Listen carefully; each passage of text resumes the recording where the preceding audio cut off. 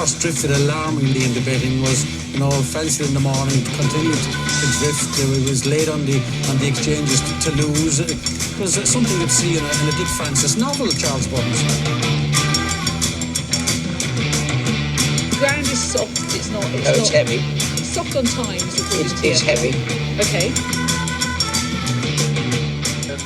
Very warm welcome to the Barstewers Inquiry Sunday Sermon. My name's Lee Keys of systembet.co.uk, and John Lang joins me of John Joe's Blogspot, as always, to chew the fat of this week. And we've got some terrific questions. Thank you for all these questions, because it really does make the show.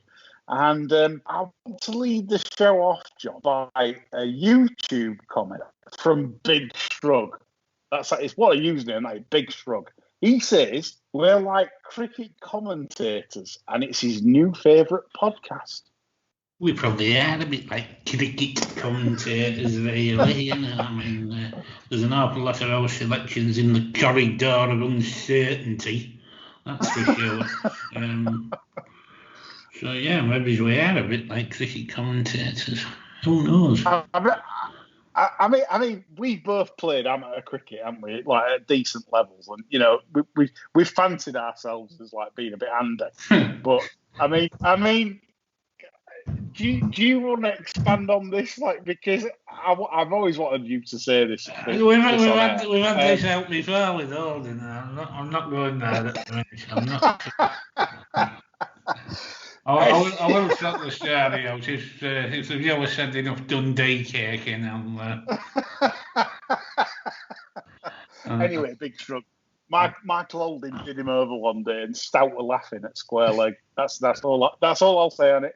Before moving on, John don't want to discuss. He's not in the mood tonight, is John, for the old story.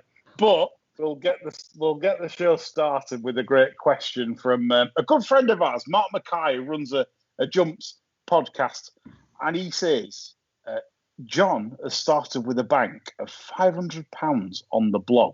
He's now at £1,500. Is there a point at which you guys would recommend to up the stakes as your bank is bigger, John? Well, not this year, because I've more or less set this in stone that what I was doing was starting with a small bank, only allowing limited top-ups. I think 300 a month, I said at the start of the year, in case of disasters, and then playing to the sort of stakes where you would say somebody, even on minimum wage, could probably manage. And it was to see if I could do it and show a profit at SP. Which, yes, yeah. Because I mean, last year when I did this, and I think the profit was in the region of 15 grand. The thing was, I was betting quite a lot with a firm that did look after me on prices. I have to be honest about that. And there was a legitimate quibble, shall we say, from people when they were saying they couldn't get on at the prices or couldn't bet to advertise stakes. So I've tried to make it as manageable as possible for anybody that chooses to follow along. So we'll just see how this goes at the end of the year, really, but the idea is to make sure that anybody that's following it gets through the season without betting on horses having cost them any money, really. I'll tell you what, I mean, John, I mean, just a question on it. Like, I've had a few people that have said they really want to come on your blog spot. Some reason struggling, which could be Facebook issues, which could be whatever, can't find you. I mean, are you up to kind of giving me the selections and then we can put them on the Bar Stewards, as your blog spot on Twitter? Are you up for that? I mean, I have no problem with that. Because I've had lots of inquiries, regarding, and several have said, and thing is, obviously, we're possibly dealing with people that are like computer illiterate. Well, as I said, it's a little consequence to make. I'm trying to do everything at SP anyway, so. Yeah. But I just think it'd be a great Right, we'll start doing this, listeners. We'll start putting John's blogspot selections on Twitter, just so that obviously it's easier for you to. So obviously, if you see our Twitter account, it's just easier for you to view the selections, because John is excellent. John is a fantastic judge, and I just think it's great throughout a flat season for all listeners to be able to view John's selections.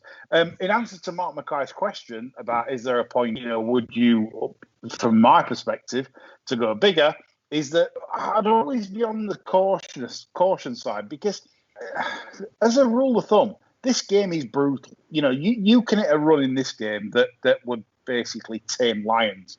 You really, and a lot of punters do not take that into account. They always think, I'm backing this, and they never consider that run of runs that just absolutely shatters your bank. And it happens all the time to everyone. No one's immune. And I always think, whatever you do when you're considering upping your stakes, is always err on the side of caution. Always leave yourself in that comfort zone where you're not really bothered if you lose. If you get to a stage where you're bothered if you lose, then you're probably staking too high. That's my advice, on that aspect. Great question, Mark Mackay. That. So we'll get John's selections on the Bar Stewards Twitter. I think that's good. Right, next question comes from Andy Richmond, a great NFL judge, racing TV pundit, or former racing TV pundit, and he says, John, who do you rate on TV, all channels, and who you don't? Who could make it pay, maybe betting at home? Wow. It's hard to know about whether they can make it pay, because they give very little away a lot of these about their own betting habits and what have you. I remember a guy called Steve Taylor, I think he used to be on. He gave you quite a clue as to how he was betting all the time, whether he'd had a decent dough on one or not. But the vast majority of them play the cards very close to the chests, really. Who do I rate? Really, I'm not looking for tips per se when I'm watching the racing TV. I'm just looking for a bit of insight, something that might make me sit up and take notice, and somebody who doesn't mind asking a few awkward questions about the people taking part in the sport. So obviously the usual rule of thumb, really, the likes of Lydia, Nick Luck. I do like James Willoughby occasionally, just for a bit of comedy value, especially when he really gets the bit between his teeth and talks one up, especially if it's one of Mark Johnston's, because there's an impending problem there. That's just a bit of sickness on my part, really. Other than that, I do think Leona Mayer has made an excellent start on ITV. I think wherever you live in the country, she probably sounds local too, which is no mean achievement. She sounds like she's done a bit of homework, even though one week I was absolutely convinced she'd been playing our podcast on loop while she slept on the Friday night. Because she was near as damn it word for word on every race that they covered. But I do think she's made a really good start there. Definitely ahead of the likes of Francesca and Loch Luke and Mick Fitz, always fancies Nickies, they're the ones that stealing a living, as far as I'm concerned. I'm not struck on Waver either. I can take a leave him, but I think she's done well, Leona. Good old Leona. The thing for me, what triggered, I think, this question was Andy saw my tweet today regarding Peter Naughton. Oh God, yeah. And I was rather incensed because and I hadn't played on the race. I was merely just watching, and I found it remarkable, his comments. I mean, literally, after the race, he commented to James Millman, who's quite a knowledgeable pundit, former, obviously trainer, and he said that O'Sheen had always got stake a claim covered in the sprint handicap on Boundless Power. Well, news for Peter Naughton, his stake a claim went 105 in running. I mean, so these lads that are on course saying, well, yeah, O'Sheen always looked like he had him covered. I mean, the second's gone 20 to 1 on. What's he doing taking the 400 notes? I mean, you don't need the 400 notes if O'Sheen's always got him covered. You be finger blasting on Rust, to take a few quid out of the front runner. I mean, this is the thing that really annoys me with pundits. And by the way, not only did he say that, he followed it up with the interview with O'Sheen after. And O'Sheen had the good grace to actually say, well, I'm not so certain about that. He says I thought like Sophie Ralston did a good job in tactics. And he said he weren't sure that he had the winner covered. And that just goes to show the absolute ineptness. And maybe Peter Naughton had a bet on the winner. I don't know, but it just shows you the kind of disregard, if you like, for the betting industry. I mean, surely, like as a pundit, if you're covering saying that Nottingham race, you have the Betfair in running prices. You know it's gone 105. So then to mindlessly say, oh well, he always had it covered. It's a smack in the face for every single in running player that's say taking 5s on, 4s on the front runner and said, oh, well, he always had it covered. Yeah, I mean, what a load of ramble. Just absolute crap. These lads, and like we said about Andy Richardson's question, is that who could make, hey, Peter Naughton will be skint in no time. But doing what we do, betting for a living, race by race, in running, no chance, zero, none. That's why he's taking the 400 quid, which is why I hate sycophantic comments like that. I think it's just pathetic. I normally have the sound very low when the ethical edge is talking. Absolutely. Yeah. But today, for some reason, I had the sound on, and he was talking. Was it James Millman he was on with? Yeah. And somebody had mentioned about crowds being back. And he started on as though he was up for a scrap after the racing. I couldn't understand it. He said, he said, they're not full of drink yet. He said, but we're only halfway through the card. He said they might fill up by the end of the card, He said then there might be a bit of trouble. He said, his co-presenter, he said, are you up for it? He said, will you be making a run for it?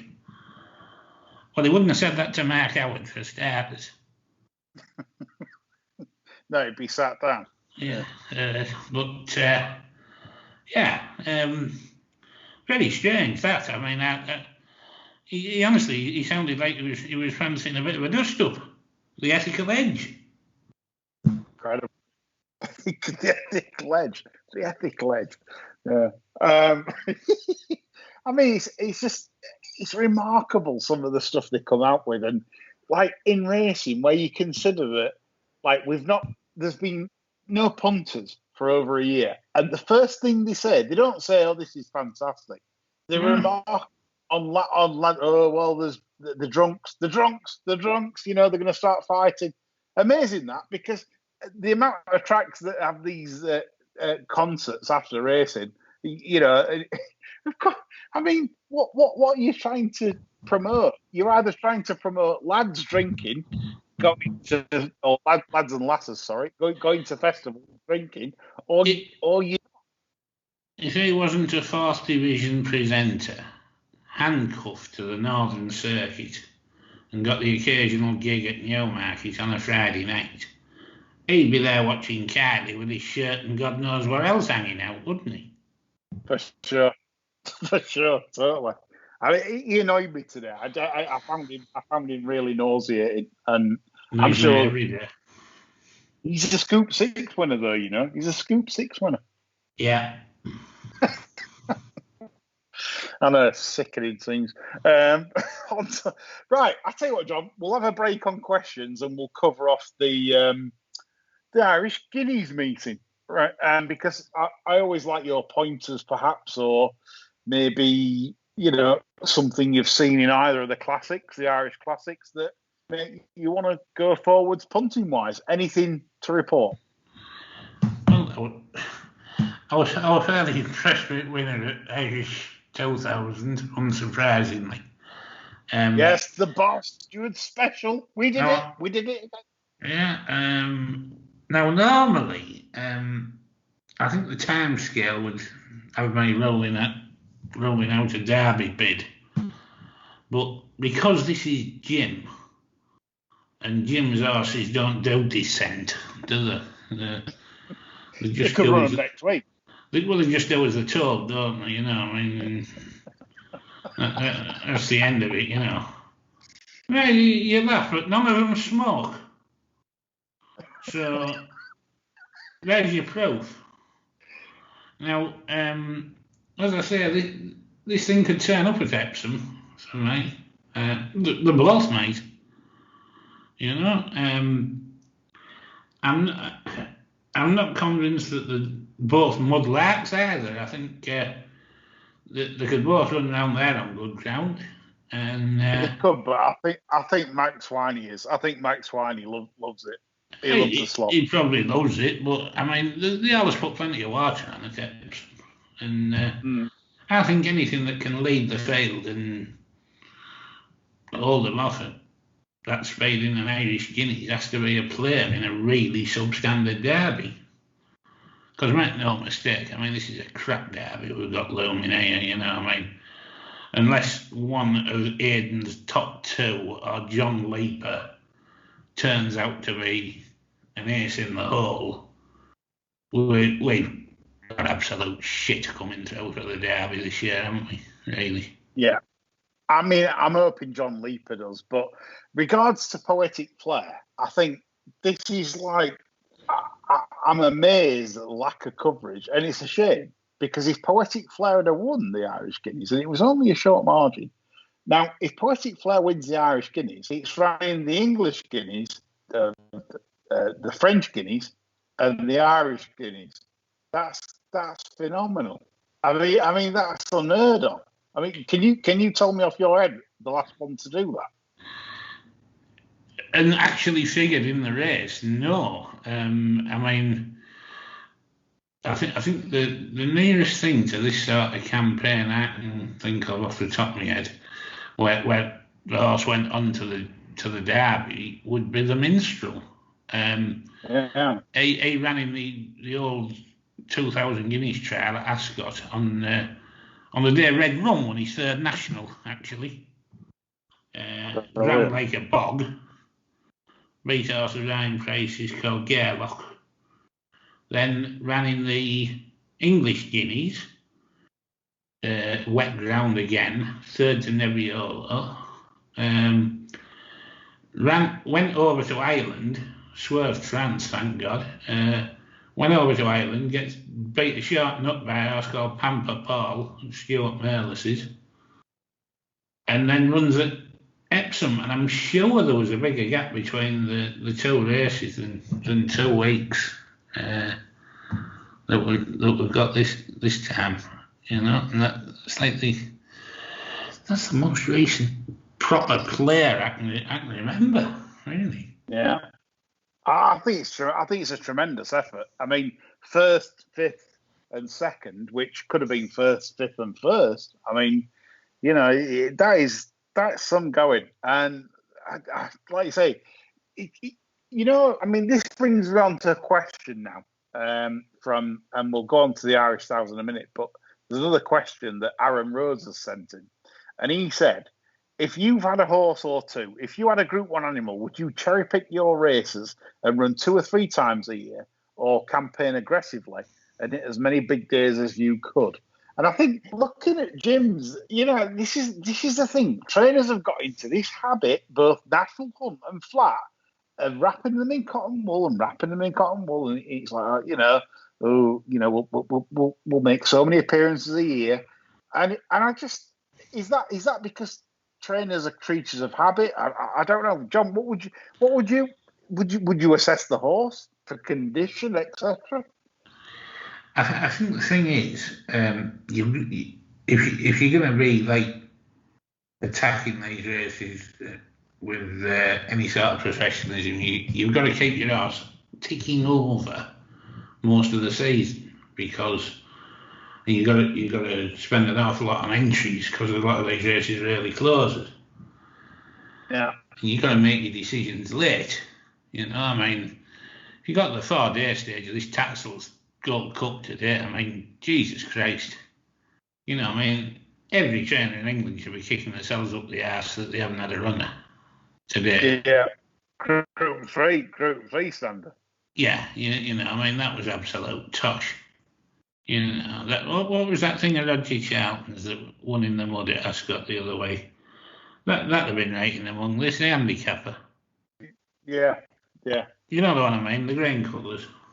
Yeah. That's the sort of level we were talking about there on that ground, and we've got nothing running. Pathetic. If you had a few with these trainers, like Gainsborough Stud or Shadwell, I think you'd have every right to be on the phone to your trainer and saying there's a fleet of us boxes coming, we're taking the bloody lot away because your lack of ambition makes me puke. Really? It's true. Literally, that for me today was a Group 3/Group 2 contest. Yeah. With the winning pair, Helvik and Broome. Yeah, and they still let Harry Potter have his, aren't they, really? Yeah. Irish 1,000, John. Thoughts for future? Yes, avoid most of them like the plague. Just another rotten race, really, for me. I think they're just poor. How can you say that about Joan of Arc? You told me about the family. You said the family's good, but there's one in every family, isn't there? I know, but even right. So right. I know what you're saying, but that's going to get rated what 100 for that 115, 112, 115 for that second. Yeah. So whether that's inflated or not, you probably think it's inflated. I probably agree with you, but that's what it's going to get rated. Yeah, I think it's a shame, really. I don't think that's gone much further forward than it's run until the other day, to be honest. No, I was disappointed with it. It had the run of the race. It was absolutely in position A. Yeah. And it was picked off by an horse that basically wants probably a mile and a half. Yeah, and just kept going, didn't it? That other thing, and it's one of the few that hasn't managed to keep going on the front of the Curragh this week. Every advantage being on the pace, that's been right up there, and it's finished off like the little bald bloke off the Benny Hill show.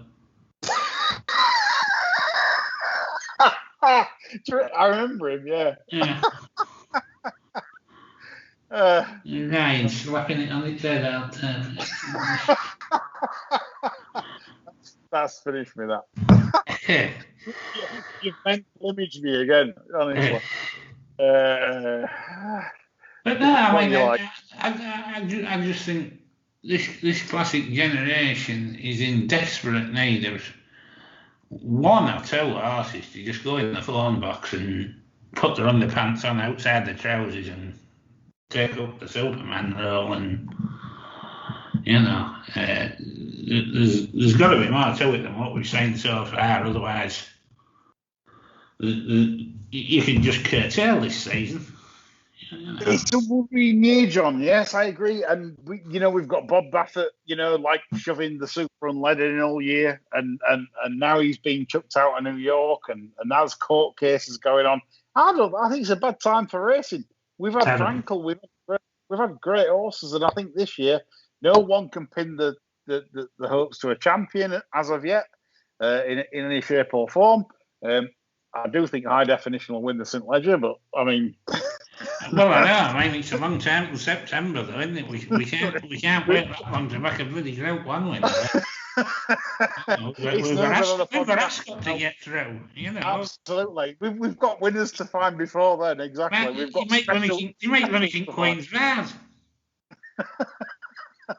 I think I back it in that as well. Yeah, definitely. I'd never go at the Queen's Raz with it, I think. Yeah. We definitely need some action. I mean, even John Leaper. I mean, my God, it's named after the bloke who stuffed the staff over the redundancies. And we'll be saying, "Oh, how lovely! It's so appropriately named." Well, how Right. So, we're going to finish with the Irish. We're bored of the Irish. And we go on to a question from John Hines, and he says, controversial lads, should we try not to be too hard on jockeys because of mental health concerns? Well, I'll answer first because I like John to finish on this one. I'll just say, as a mental health advocate myself, I do suffer, and I think this is a great question because I had a go at a jockey on Twitter recently, and I'm going to be honest because this is what it's all about.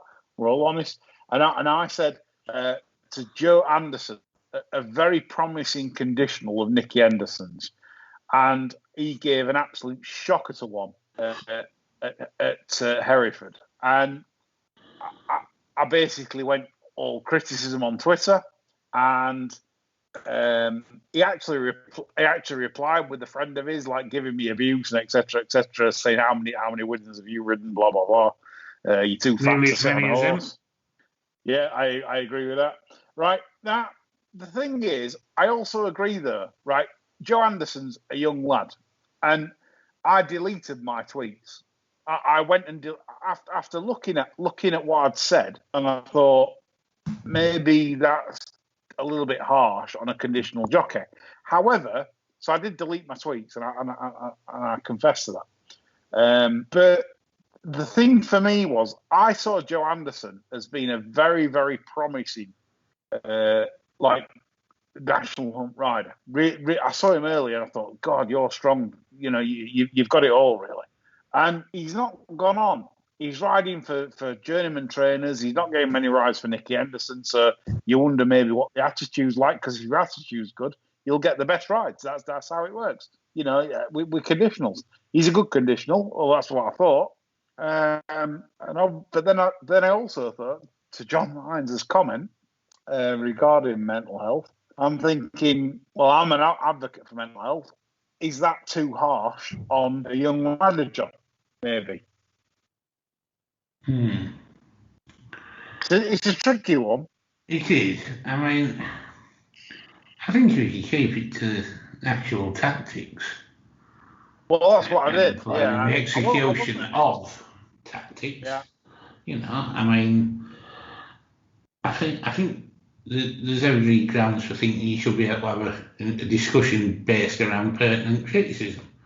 The trouble is, these jockeys are so unused to getting any kind of criticism whatsoever, they just don't know how to engage with it. Yeah.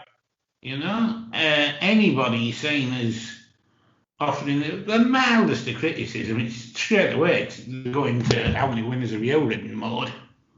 And if they were prepared to engage a bit better, not only might they learn something, they might end up actually coping with the criticism better.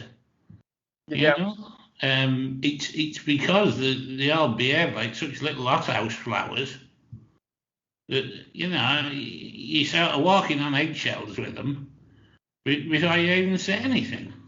I mean that was the thing. He really took offence to and he must have searched his name. He must have searched his name on Twitter because I didn't tag him in. I didn't do anything. So he must search his name, and so obviously he's come back to me, and that's fine. You know, I'm fine to debate and discuss. And I basically told him what was wrong. He didn't accept it, and he was kind of like sort of then started to belittle me as. And I'm just, and you feel like kind of turning around saying, "Look, you punk! I've done this for years. I don't have to sit on an horse to know a good ride and a bad ride. The same as you don't have to, sit. You know yourself. That analogy is complete rubbish. It's why they use that. I don't know. Maybe that's to hide from exactly. You don't have to have been a chef for 20 years to go into Gordon Ramsay's and you end up with the shits the next morning. You know you've had a bad meal, don't you?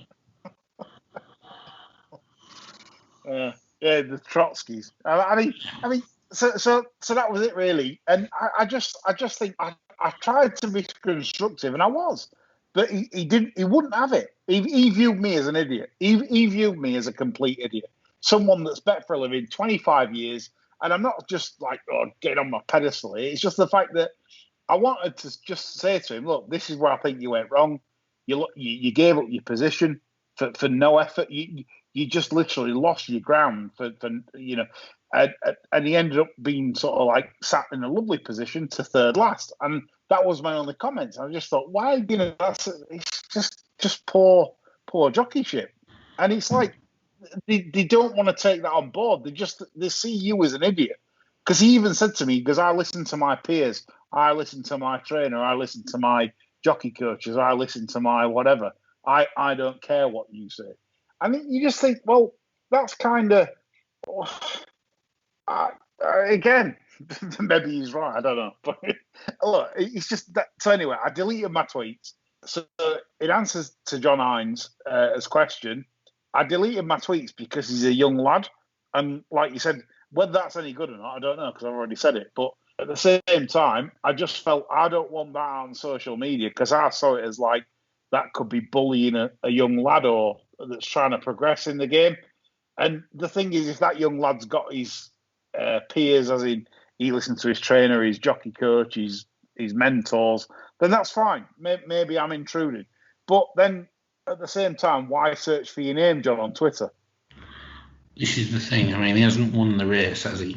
No, he's ran terrible. Yeah, this is it, you see. I mean, if he comes in, he's won the race, somebody his age, you can absolutely excuse the fact he searched his name because somebody's going to be blowing smoke.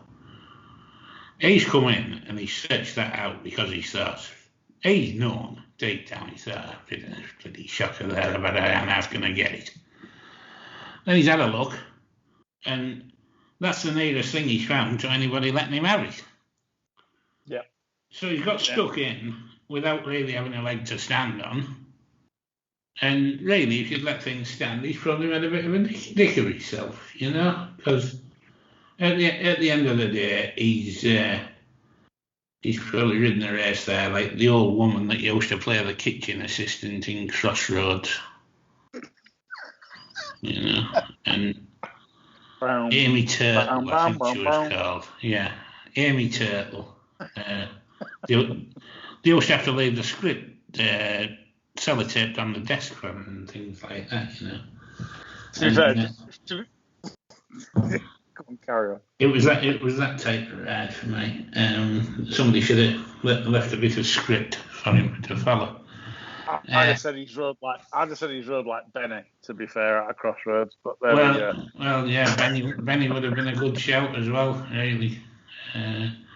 But they're so far removed from criticism, and they just don't know what the hell to say when they finally get some, and that is the problem. Yes, we move on to the next question, which is a good one. It's a more serious one this time, from Councillor Andrew Woodman, the Tory councillor, John. And but this is a socialist question, to be fair. And he's turned all socialist here, because he says, on Nick Look the other morning, the ex-Newbury MD reckoned ARC were making at least £10,000 a race in media rights for mainly Grade 6 races, worth a fraction of this to the winner. How can this financial folly continue before owners realise the tracks have them by the ball bags? Well, the same thing could be said about the way the country's being run, couldn't it, Andrew?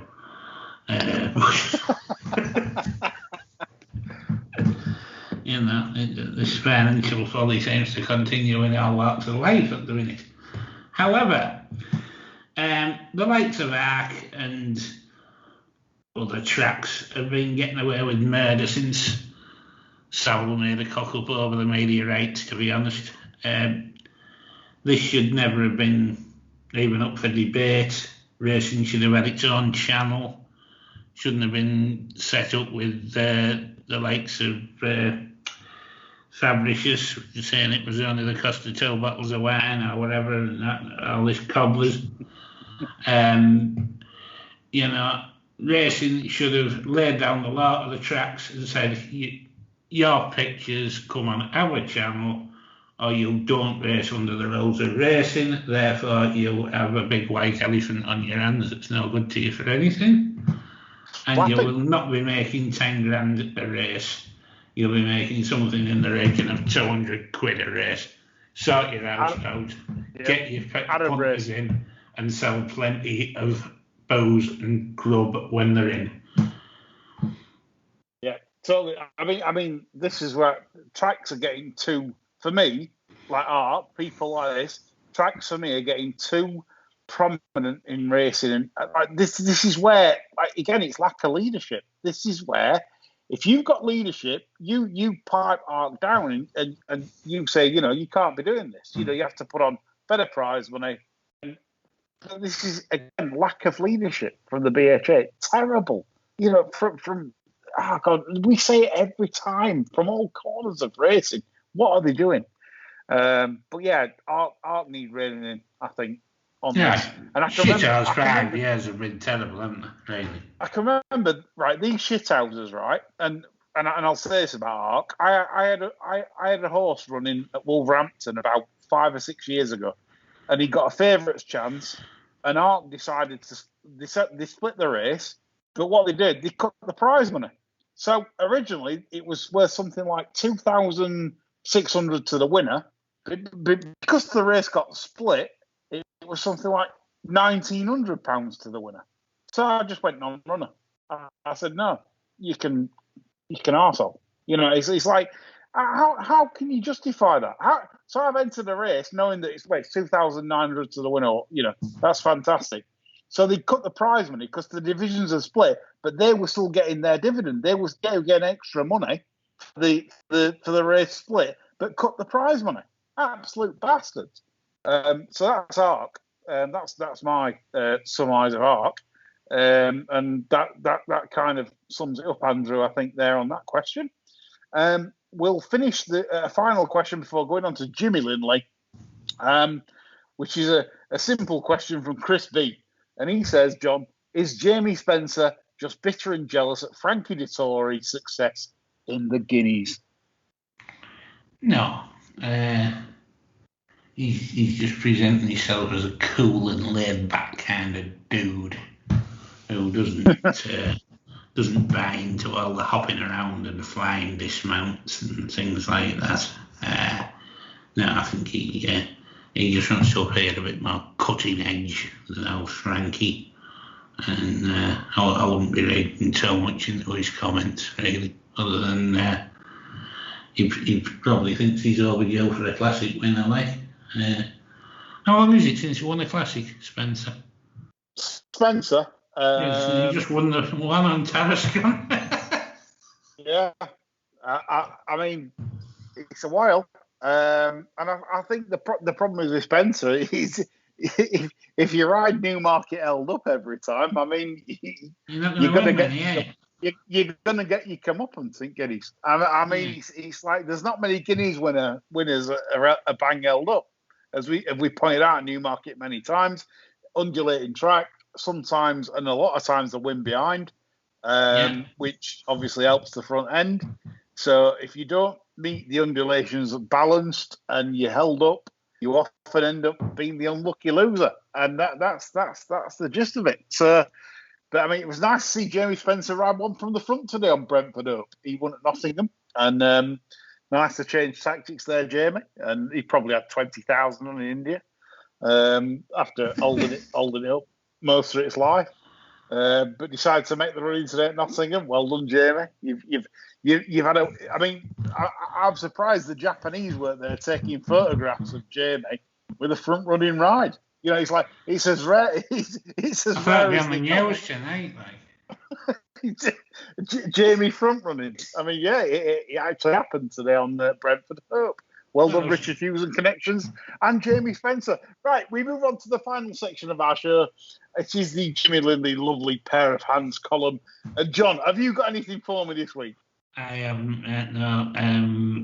I think racing's been as clean as a whistle this week, and the only one I would point out for a bit of amusement would be the ultimate gate jockey today, riding a favourite in a maiden race, getting left and sitting last and not being remotely bothered.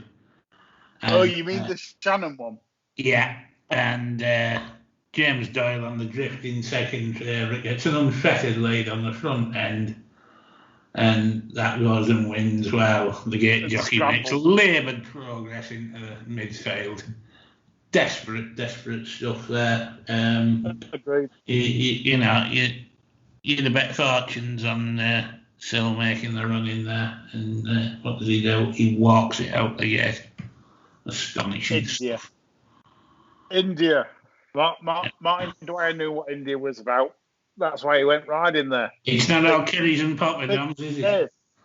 Big Dave, you know. I mean, it's... So, anyway, I've got... Dave went for the sun and the curries, didn't he? You know, yeah. The rest of them, they all come back with the scarol. They'll come back with rupees. Yeah, Dave comes back with a tan and a sore ass. Right, I've got one for Jimmy Lindley Lovey Hands column in tribute to Jimmy Lindley. And a special mention to Joe Mercer this week, who obviously sadly passed away. Joe Mercer was a legend in the saddle, rode some absolutely fantastic horses in Brigadier Gerard. Did he ride Nijinsky, John, at any stage? No, it was Leicester and Leyden. He rode Limos, though. Joe rode Limos, didn't he? He rode Limos. He did. And he had a great partnership with Dick Earn. And I just think, again, it's a legend of the saddle. We were blessed with a lot of great jockeys from that era. That was the rise of jockeys I felt that moved the game on to the next level. Joe Mercer was probably part of that shoved on the Pat Edderies, the Willie Carsons, etc., from that era. His missus, you know, she on occasion she used to go to the races and that. And when he was racing manager for Gainsborough, they always used to try and pump her for a bit of information, you know, because Joe wouldn't give nothing away if he could help it. You know, and there's one fella got into an owner's bar one afternoon. He said, you've got a runner in the third race. Does Joe fancy it? You know. She said, oh, Joe hardly has a bet now. He stopped riding. That's amazing, isn't it? I mean, that's what the game we're in. I mean, it's brilliant. But as I said, Joe, fantastic jockey. Yeah. And rest in peace, sir. And my follower for this week, for Jimmy Lindley column, Jimmy Lindley stole a ride off him, I believe, I think, was it a Guineas or something? I think Jimmy Lindley kept a ride or stole a ride off him that won the Guineas, but I can't remember the name. But anyway, I'm digressing. My follower for this week ran at Cork last week at, I think it was a Thursday, a horse called Karma. Ran on the 19th of May, and it was in the 135 at Cork. And this horse basically has been very well prepped. She's very stoutly bred. There's a lot of stamina in the family. There are relatives on the flat that have reached in fact, four of the relatives on the flat have reached the 90s, over staying distances of like 1.6 miles, at 2 miles, beyond conceit, etc. Min Almera. She's going to be rated very low, I think, and she's only been run over 6 and 7 furlongs. This is typical Sir Mark Prescott style. Edward Harty trains, which is only a 4% trainer in Ireland, which I think you get your price, because if it's a big trainer like Joseph O'Brien or the big trainers, you don't get a price. But I think this will get a price because this has been quietly ridden. On its reappearance this season at Cork, before the last run, it was bang there a furlong out, would you believe, in a really decent maiden. But he just faded badly, as in like really needed the run, really tightened up late. And whereas last time, you could see the jockey was at pains. He was like saying, "Ooh, there's plenty left here," but he sort of left plenty in the tank. I think this horse is very well handicapped over staying trips. As soon as they put this over like 10 plus, Karma is a very, very good filly to follow this season. I think she'll do really, really well. I'm not saying at a big level, but certainly at a modest level, given the record of the family. So I hope you enjoyed the show. Future shows coming up. We've got the normal show on Friday for next weekend, which will cover the big Saturday racing. But next week, we're going to take a good look on the Sunday sermon, especially at maybe looking at a anti-post Derby special. Just kind of looking at what we're thinking, for the classic, at that stage. So that'll be included in next Sunday's sermon. So I hope you enjoyed the show tonight. Me and John certainly did, and we hope your punting week goes especially well until next Friday, and we'll hopefully come up with some more winners for you then. That's all from us. Bye for now.